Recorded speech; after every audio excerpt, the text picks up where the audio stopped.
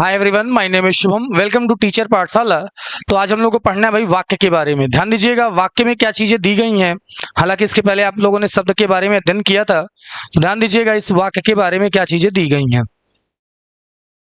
देखना भाई क्या दिया गया है।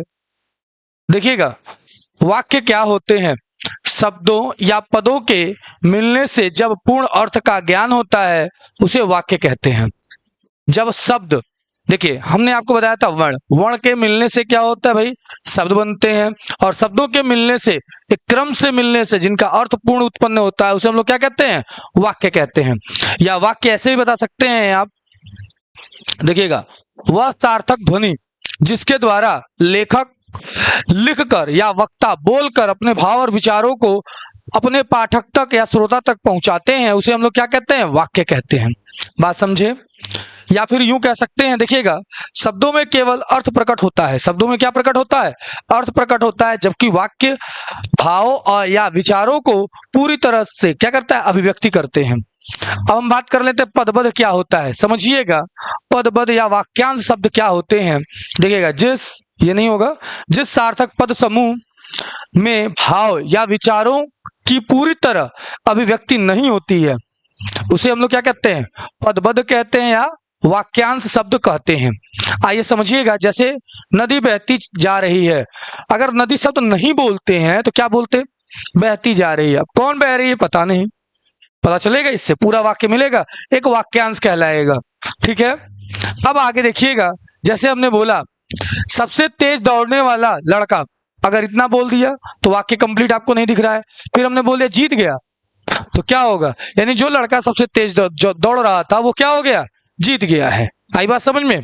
अब वाक्य के अनिवार्य तत्व कौन कौन से हैं, ध्यान से समझेंगे। और एक आपके लिए इंपॉर्टेंट भाई इंफॉर्मेशन है, आपकी कल से मैथ की भी क्लासेस स्टार्ट हो रही हैं।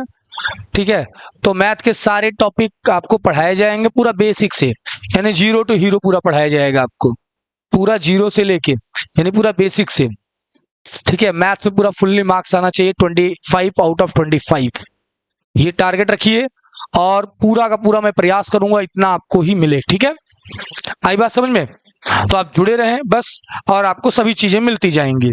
ठीक है, तो ध्यान दीजिएगा आगे क्या बताए जा रहे हैं, आगे ध्यान से समझिएगा। अब आगे हम लोग डिस्कस करने वाले हैं किसके बारे में, जो वाक्य के तत्व होते हैं उनके बारे में हम लोग अध्ययन करने वाले हैं। ध्यान से समझिएगा वाक्य तत्व कौन कौन से हैं। वाक्य के अनिवार्य तत्व 6 होते हैं, 6 अनिवार्य तत्व हैं।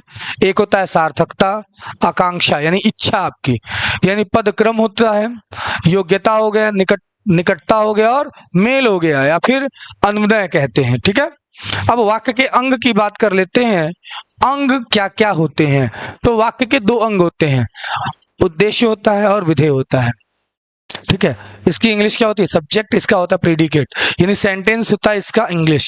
ठीक है, तो सेंटेंस के 2 पार्ट होते हैं, कौन कौन से होते हैं, सब्जेक्ट और प्रेडिकेट। देखिए विधेय क्या, उद्देश्य क्या होते हैं, उद्देश्य यानी वाक्य में जिसके बारे में बताया जाता है, जिसके बारे में वाक्य में बताया जाता है उसे हम लोग क्या कहते हैं भाई, उद्देश्य कहते हैं। जैसे अनुराग खेलता है तो अनुराग क्या कहलाएगा, सब्जेक्ट है। सचिन दौड़ता है, सचिन क्या कहलाएगा, सब्जेक्ट है। अब जो कुछ इसके बारे में कहा जाएगा, इस कर्ता के बारे में यानी उद्देश्य के बारे में जो भी कुछ कहते हैं उसे विधेय कहते हैं। जैसे खेलता है, कौन खेलता है, खेलता है कौन, अनुराग, सचिन दौड़ता है। ठीक है। अब आगे हम लोग बात करने वाले हैं, ध्यान दीजिएगा आगे।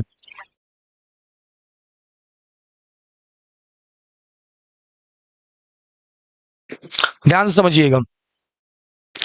अब हम बात करने वाले हैं वाक्य के भेद की। क्या है भेद भाई, कितने भेद होते हैं, आइए समझते हैं। तो वाक्य के 2 भेद होते हैं, कौन कौन से होते हैं, देखिएगा। एक होता है अर्थ के आधार पर होता है वाक्य के भेद, दूसरा रचना के आधार पर वाक्य के भेद होते हैं। तो अर्थ के आधार पर कुल 8 होते हैं। कौन कौन से होते हैं, देखिएगा, विधानवाचक वाक्य, निषेधवाचक, आज्ञावाचक, प्रश्नवाचक, इच्छावाचक, संदेहवाचक, विस्मयवाचक और संकेतवाचक। आइए इन सब के बारे में डीपली पढ़ लेते हैं। आइए ध्यान से समझिएगा।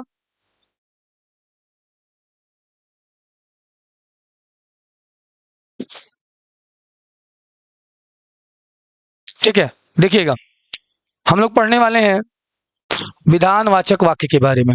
क्या है समझिएगा। देखिएगा विधानवाचक वाक्य में जिन वाक्यों में क्रिया करने या होने का पता चलता है, यानी क्रिया के करने या होने का पता चले, उसे हम लोग क्या कहते हैं, विधानवाचक वाक्य कहते हैं। ठीक है, मैंने दूध पिया, दूध का पीना, दूध का पीना क्या कहलाता है आपका, दूध का पीना, यानी हमने क्रिया किया, यानी क्रिया किया तभी तो लिया कौन, दूध को, पिया। वर्षा हो रही है, यानी वर्षा का होना, ये भी क्या है आपका विधानवाचक वाक्य है। निषेधवाचक वाक्य, जिन वाक्यों से कार्य ना होने का पता चलता है उसे हम लोग क्या कहते हैं, निषेधवाचक वाक्य कहते हैं। जैसे मैंने दूध नहीं पिया, तुम मत लिखो, तुम मत पढ़ो, तुम मत खेलो, अगर ऐसा बोला जाए तो ये क्या है, नकारात्मक है, यानी निषेधवाचक वाक्य होते हैं ये।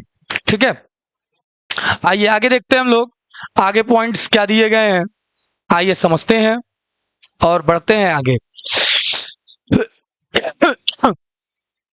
सॉरी, आगे देखिएगा क्या चीजें दी गई हैं।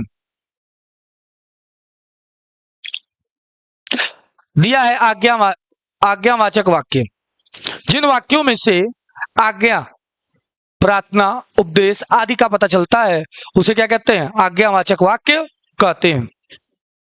जैसे शीघ्र जाओ वरना गाड़ी छूट जाएगी, ये क्या कहा जा रहा है भाई, आज्ञा दिया जा रहा है। ठीक है, अब आगे देखिएगा, मोहन तुम बैठकर पढ़ो, ये भी आज्ञा ही दिया जा रहा है भाई। अब आगे देखिएगा प्रश्नवाचक वाक्य, जिन वाक्यों में या जिन वाक्यों से प्रश्न किए जाने का पता चलता है उसे हम लोग प्रश्नवाचक वाक्य कहते हैं। सुमित तुम कहां से आ रहे हो, ऐसा आप पूछ सकते हो। क्या तुम प्रतिदिन व्यायाम करते हो, ऐसा भी पूछ सकते हो। और हाँ, इसमें वाक्य जब पूरा होता है तो प्रश्नवाचक का चिन्ह का प्रयोग किया जाता है। एक मिनट रुकिएगा।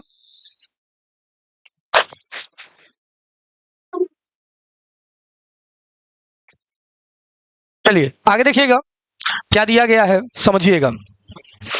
इच्छावाचक वाक्य, यानी जिन वाक्यों से इच्छा, आशीष व शुभकामनाएं आदि का पता चलता है या पता चले उसे हम लोग क्या कहते हैं, इच्छावाचक वाक्य कहते हैं। जैसे ध्यान समझिएगा, जैसे क्या बोला जा रहा है, ध्यान समझना भाई।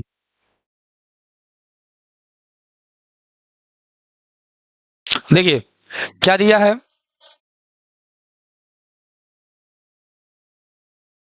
अगर हमने कहा आज तो मैं केवल फल खाऊंगा, ये क्या है, अपनी इच्छा जाहिर की जा रही है, तुम्हारा कल्याण हो, यह आशीर्वाद दिया जा रहा है, इसी को आशीष कहते हैं। ठीक है, संदेहवाचक वाक्य, यानी जिस वाक्य मीन्स क्या, जिस वाक्य में संदेह हो, काम हो भी सकता है नहीं भी हो सकता है, यानी जिन वाक्यों से संदेह या संभावना व्यक्त होती है उसे हम लोग क्या कहते हैं, संदेहवाचक वाक्य कहते हैं। शायद शाम को वर्षा हो जाए, ऐसा अनुमान लगाया जाता है, हो भी सकता है नहीं भी हो सकता है। अब तक ट्रेन इलाहाबाद पहुंच चुकी होगी, ऐसा कहा जा सकता है, मीन्स हो भी सकता है उस समय पे और नहीं भी हो सकता है ये कार्य। ठीक है, विस्मयवाचक वाक्य, आगे देखिएगा, जिन वाक्यों से प्रेम, घृणा, शोक, ठीक है, आश्चर्य आदि भावों का पता चले या अभिव्यक्ति होती है उसे हम लोग क्या कहते हैं, विस्मयवाचक वाक्य कहते हैं।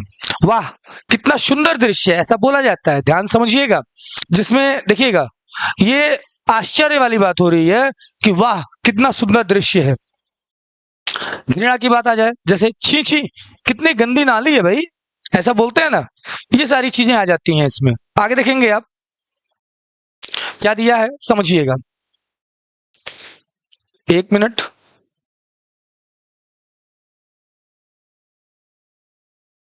देखिएगा, जैसे यहां दिया हुआ है आपका हाय, उसके माता पिता दोनों चल बसे। भाई देखिएगा यहाँ शोक बताया जा रहा है, यानी जो हाय बताया गया है एक शोक व्यक्त किया गया है। संकेतवाचक वाक्य, जिन वाक्यों में एक क्रिया का होना दूसरी क्रिया पर निर्भर होता है उसे संकेतवाचक वाक्य कहते हैं। जैसे सूर्य अस्त होगा तो अंधेरा हो जाएगा, यानी पहले एक क्रिया हुआ अस्त होने का, फिर अंधेरा होने का। ठीक है, यदि परिश्रम करोगे तो अवश्य सफल होगे, ऐसा क्या कहा जा रहा है, देखिएगा समझिएगा यहाँ पे, यानी पहले एक क्रिया होगी फिर पहली क्रिया पर दूसरी क्रिया आश्रित है, इसी को क्या कहते हैं हम लोग, संकेत कहते हैं। ठीक है, क्या कहते हैं, संकेत। अब आइए आगे देखते हैं इसी में क्या बताया जा रहा है देखिएगा एक बार। अब बताया जाएगा रचना के आधार पर वाक्य के भेद। तो देखिए 3 होते हैं, सरल, साधारण वाक्य, संयुक्त वाक्य और मिश्रित या मिश्र वाक्य। आइए समझते हैं सरल वाक्य या साधारण वाक्य। जिन वाक्यों से एक कर्ता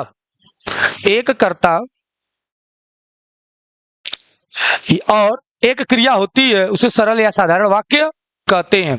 मोहन खाना खाता है, रीता बाजार जाती है, तुम स्कूल जाते हो। एक जिसे क्या, इसमें एक कर्ता होता है और एक ही क्रिया उसकी दी जाती है।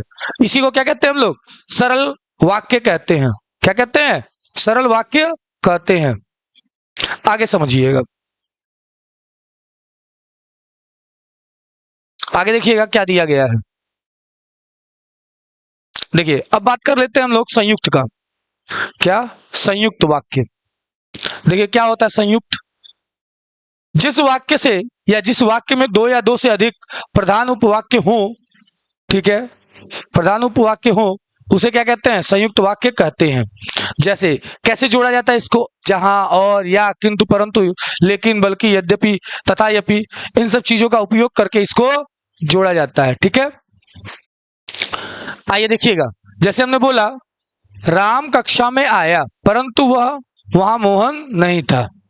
मतलब एक वाक्य को दूसरे वाक्य से जोड़ा गया है, यानी 2 क्या है? प्रधान उपवाक्य जोड़े गए हैं। किससे? परंतु से। इसी को हम लोग क्या कहेंगे? संयुक्त वाक्य के नाम से जानेंगे। क्लियर है बातें? चलिए आगे देखिएगा। जैसे हमने बोला सूरज निकला और अंधेरा भाग गया। ठीक है, सूरज निकला और अंधेरा भाग गया। यह किसमें आएगा आपका? यह जो है आपका किसमें आएगा? संयुक्त वाक्य में आएगा। यद्यपि मैं वहां नहीं था, तथा यपि बता सकता हूं। मतलब मैं वहां नहीं था लेकिन फिर भी मैं उसके बारे में, वहां के बारे में जानता हूं, बता सकता हूं, ऐसा कहा जा रहा है। अब बात करेंगे हम लोग मिश्रित या मिश्र वाक्य की। क्या होता है भाई? देखिएगा, जिस वाक्य के साथ एक या एक से अधिक उपवाक्य होते हैं उसे हम लोग मिश्रित या मिश्र वाक्य कहते हैं। ठीक है, जैसे पुलिस अधीक्षक की आज्ञा पाते ही जवान आगे बढ़ गए, सूरज निकला इसलिए अंधेरा भाग गया। यानी यहां बताया जा रहा है एक के साथ दूसरा जुड़ा हुआ है उपवाक्य। ठीक है, इसी को हम लोग क्या कहते हैं? मिश्र या मिश्रित वाक्य कहते हैं। आई बात समझ में? चलिए तो आज के लिए इतना ही रखेंगे, मिलते हैं नेक्स्ट लेक्चर में। और हाँ, अब आपका चैप्टर 3 स्टार्ट होगा इस सब्जेक्ट का, और साथ ही साथ आपको मैथ की भी कल से क्लासेस मिलने शुरू हो जाएंगे। ठीक है, कल सिलेबस प्लस फर्स्ट चैप्टर पे डिस्कस करेंगे हम लोग इसमें।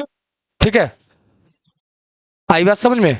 आइए कल सब सभी चीजों को स्टार्ट करेंगे। और हाँ, एक एक चीजों को आप लोग रिवीजन करिएगा, और यह विषय आपको 25 में 25 पूरा दे के जाएगा। बहुत ही इजी होता है, बस आप जुड़े रहें, क्वेश्चन को पढ़ें, सॉल्व करते रहें, पर डे लगे।